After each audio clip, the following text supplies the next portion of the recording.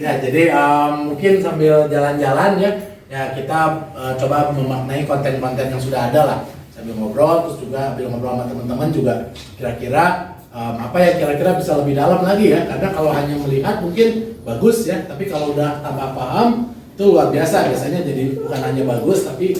Saya Andi, saya penggiat di agro, tujuan ini ingin menambah hasanah, itu aja. Tiris. Ibu-ibu Ciran Amang, mirip Amang. Karena Suparman deh, aku bukan kontaknya. Tiris. Assalamualaikum warahmatullahi wabarakatuh. Selamat siang, perkenalkan nama saya Maulana Hasan dari mahasiswa dari Universitas Pendidikan Indonesia di jurusan Pendidikan Pariwisata. Di sini tujuan saya sekalian untuk observasi. Di sini tujuan saya untuk sekalian observasi dan juga mengenal lebih jauh dan juga mendapatkan ilmu-ilmu mengenai biowisata ini. Dan izin juga buat Bapak Ibu sekalian, mungkin nanti di akhir saya izin untuk membagikan kuesioner untuk diisi bersama-sama. Kuis kue. Bisa. Puasa Ayah kue. Assalamualaikum warahmatullahi wabarakatuh. Selamat siang semuanya. Izin memperkenalkan diri. Perkenalkan nama saya Sulat Putri Anggraini, mahasiswa Pendidikan Pariwisata angkatan 21. Assalamualaikum. Saya Gagan, wartawan magang dari majalah Manglet. Jadi orang Sunda, kemudian ditugaskan untuk meliput kegiatan ini dari Manglet. Jadi ada yang masih ingat majalah Manglet? Ada yang bahasa Sunda, karena lagi kuno ya. Wajah lagi lah ya. Kamu oke, mata status lagi wartawan magang. Kamu bacanya barangkali tahu. Jadi salah nanti kegiatan ini kita masukkan ke kolom lalang gitu di dalam mudah-mudahan biasanya bisa membawa semacam promosi ke orang Sunda, khususnya dari Manca Manglet pasti orang Sunda tentang wisata baik di Cikahuripan maupun di Jayapura. Assalamualaikum warahmatullahi wabarakatuh. Ini Irwan di Cipata, yang ngiring ngabuburit.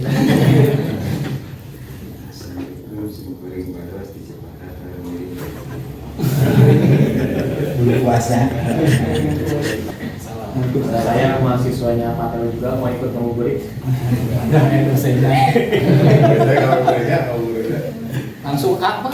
Sampurasun, namanya saya Pin ketagihan dari Pedagang ketagihan biowisata nih sekarang. Ya. Oh, sekarang sih mana Ibu? Assalamualaikum warahmatullahi wabarakatuh. Nami Abdi Intan anu kapelakna di Desa Cikahuripan. Sami abdi ge sareng Padodi, sareng dunia oge ditugaskeun lah kitunya di Des Bintang Desa Tanggung Bencana. Ya rekan-rekan sedang anu aktif ayeuna sakit. Kacayan. Jadi Kang Fajar ini adalah PNS di BIN, Bu. Jadi anu kaitan serangkai tanah. Tanya ayo mulinga pengen tahu tentang kenapa namanya Cikahuripan itu kan Cikahuripan itu cai berikan di mana kalau diambil tukang Dodi surut itu musim kemarau. Dan kebetulan menariknya itu adalah air yang keluar dari ini dari batuan lava rekahan. Itu menarik. Kenapa kok jalan seperti itu? Biasanya kan tidak seperti itu ya. Nanti kita lihat bersama-sama. Nanti mudah-mudahan Kang Fajar bisa menceritakan kira-kira kenapa kok muncul air di sana. Nah, kemudian kalau bisa kemarau, misalnya kemarau kok masih ada airnya, kemudian apa yang terjadi bila mana ya bagian atasnya hilang menjadi berubah menjadi lahanan perkebunan atau apa seperti itu ya. Kita ke Cikahuripan kan ya. Itu pertama oh ya, ke Makam Panjang dulu kotanya. Jadi sebelum ke sana kita ke Makam Panjang dulu, kita melihat morfologi Gunung Sunda, kemudian pembentukan Gunung Tawang Barahu, dan termasuk dulu juga ada cerita bahwa satu ada sekor ya, jadi ketika ada sesar kemudian juga ada air yang tertabung di situ. Itu juga menarik. Jadi kita itu kan berdiri persis di atas sesar Lembang di segmennya Pasir Wangi ya. Pasir Wangi, Pasir Wangi. Nah, atau seorang dia kan. Di desa wisata Tangguh Bencana ini, kita di sini sebenarnya wisatanya wisata edukasi. Cuman yang lebih uniknya juga di sini itu kita nanti bisa tanam sendiri untuk tanaman. Nah, kita bisa panen sendiri langsung di petani yang ada di daerah sini. Kita misalkan mau belajar nih, bawa dari anak sekolah, misalkan sambil bermain mau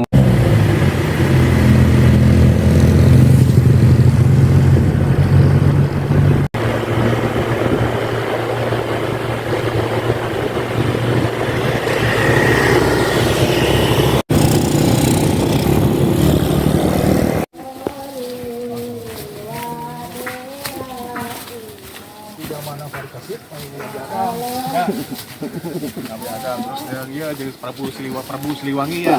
Prabu Siliwangi. Biasanya mun saya kasih tempatnya bawa pertanyaan kan urang teh tempat eta teh jadi naon jadi bisa jawab. Ada ka Gunung Sadu mah ngadon beuki lieur balik teh euy. Saya jawab pertanyaan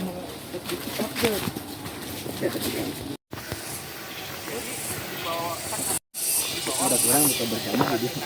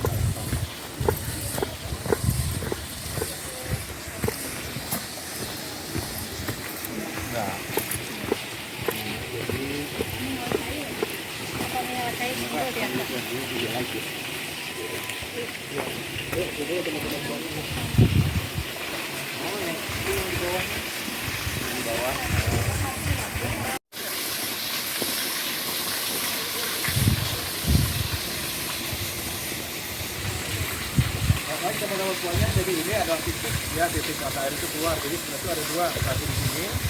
Ini mata air yang ada di bawah pohon ini, pohon nangka. Jadi ada dua titik ya. Dan kemudian kalau yang sebelah sana itu ada bangunan, jadi dulunya sama seperti ini.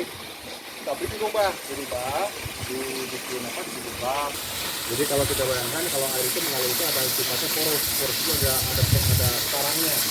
Ada lubang-lubang atau butir-butir yang air bisa mengalirkan di situ. Tapi kalau lava tidak seperti itu. Ya. Tapi aneh kok di lava ini kok bisa airnya keluar, gitu ya? Lava itu seperti itu ya. Nah, tadi kita lewat ada bongkar lava besar ya. Jadi udah menarik, itu dari mana sana kita bisa masuk. Nah ini kata masyarakat orang tua dulu. Jadi harga beras naik, ini air akan surut. Tapi kalau harga beras lagi stabil, airnya akan turun.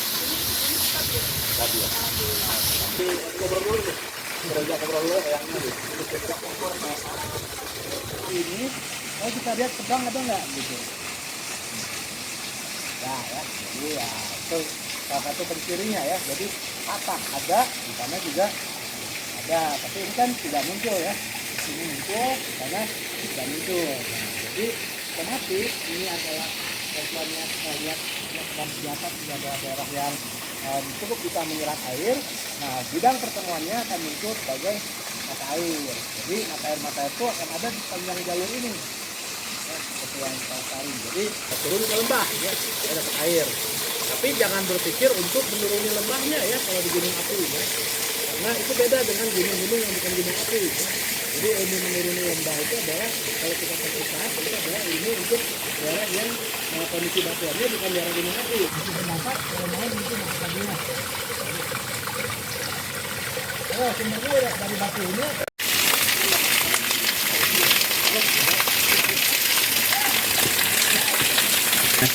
Enggak, ini mah langsung ini mah dari atas tampungan air hujan, jadi jangan dibuka daerah atasnya. Kalau dibuka nanti ini bisa udah panas. Dengar ya?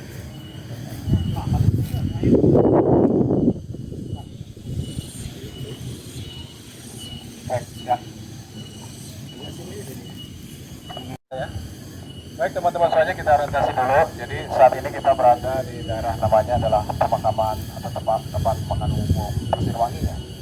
Jadi kita belakang saya itu adalah sebuah desa namanya Gudang Cikairupan.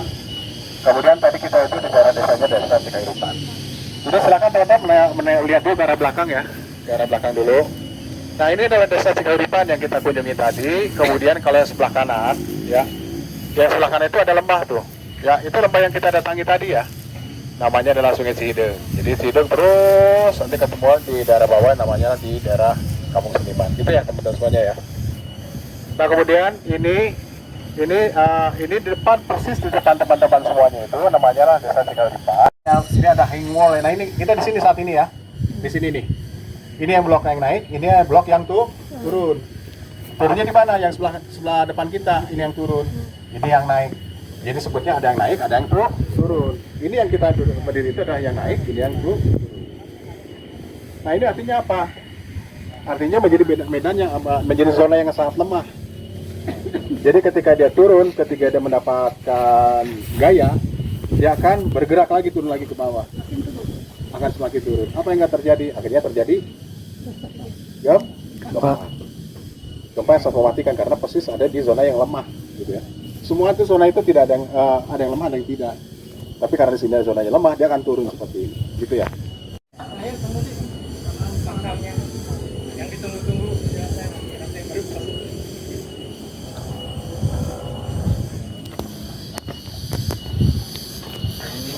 sedikit tentang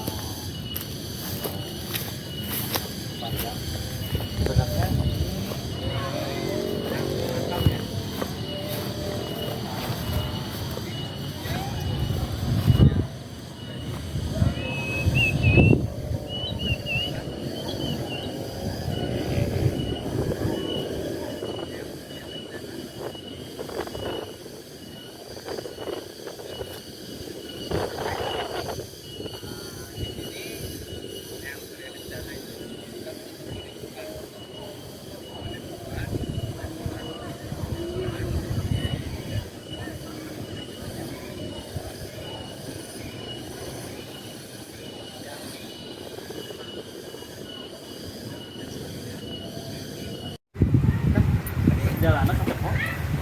Itu nah. Ya, ambil aku.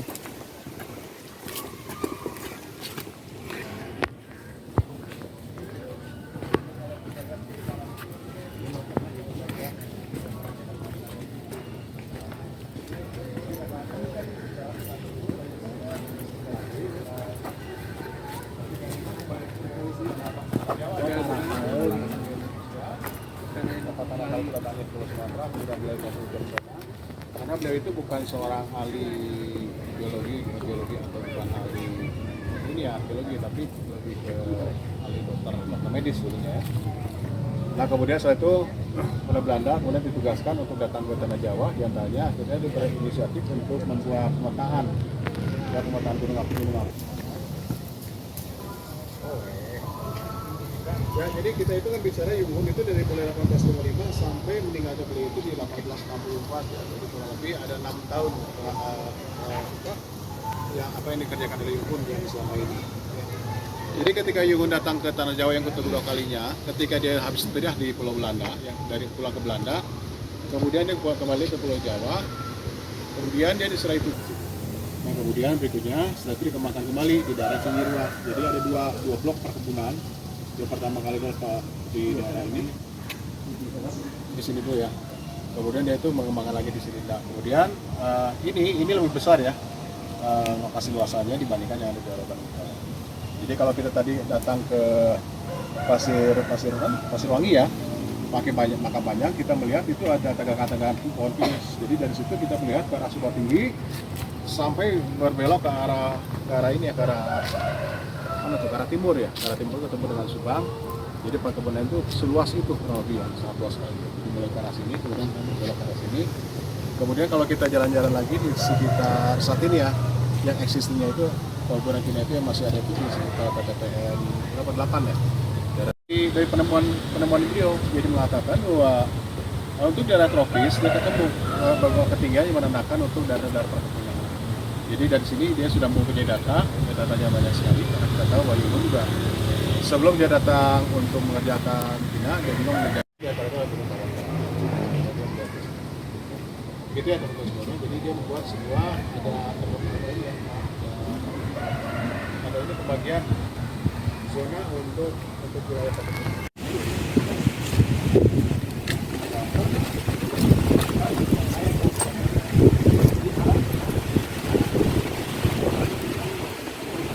Nah, ini 1899 sama keluarga kan jam tiketnya untuk tiketnya udah yang Jepang sekarang ada ini kalau sebenarnya yang dia itu jelas dari yang dia kiri kan dari faktor masyarakat dari yang ya dan yang kiri saya lebih masuk akal sebenarnya rumah masyarakat jadi sebelum dibikin bahasa Sunda yang di sini. Nah ini yang sekarang dari rumahnya nih, dari rumahnya di mana? Tahu Taduk. Tadi kencang Bu. Tadi jelas nah.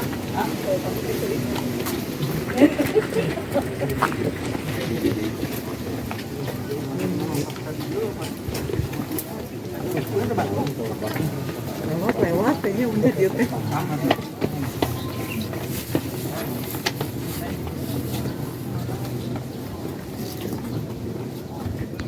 Asan diwakafkan di tanah wakaf.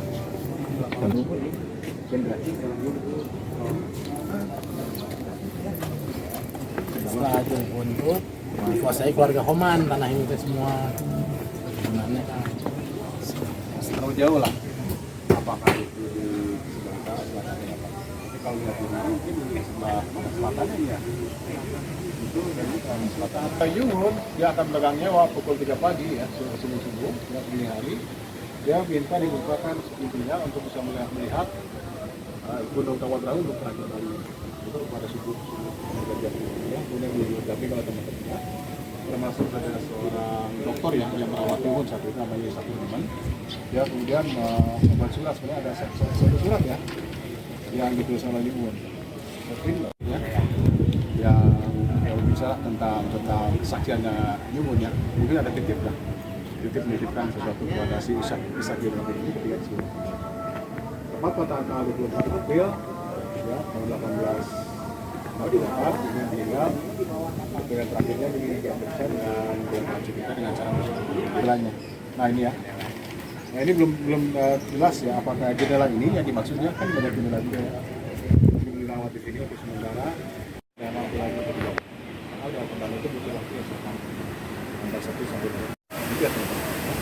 Sudah meninggal kemudian masih ada fakta lain yang mengatakan apakah jasa terbongkar. Nah, barangkali teman-teman punya informasi seperti itu, kemudian dan kemudian kemana mayatnya sudah. Dan kemudian dari sini kita punya anak satu anak meninggal juga dalam waktu yang tidak lama.